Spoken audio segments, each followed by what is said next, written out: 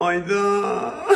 Hasan girebilmemiş. Heç nə olmaz qızım, narahat olma. Narahat olma qızım. O Gələn kadar hazır. elleşti mi? Heç nə olmaz. Gələn hazırlaşırsan bir də girərsən. Yaxşı, ağlama.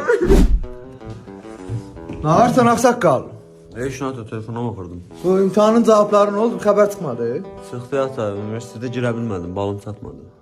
Ne gözəl. Girənmədin lap yaxşı. Niyə girənmədin? Gələn hazırlaşacağam inşallah. Olmaz da indi qismət talih bəxtim yetmədi. Eləmi? İnşallah görürəm. Onda axşam saat 7-yə qədər. Latafət müəllimə, Nigar müəllimə, bir də sən pasta baş.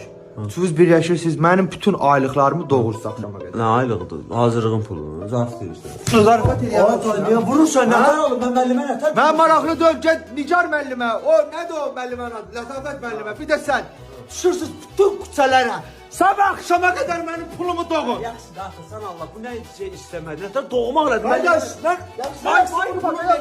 Putinlə mənim Mənim 20 yaşım var, vurma məni. Ay, mənim Putinlə xəbərim yoxdur. 3 saat mən Wi-Fi ödəmirəm. Sənin tökürəm. Girməmişəm. O Latafət oturub YouTube-a baxa bilir, amma mən baxamıram. Gələn il girəcəm, dönmürsən. Gəlin girməsən mən sənə girəcəm.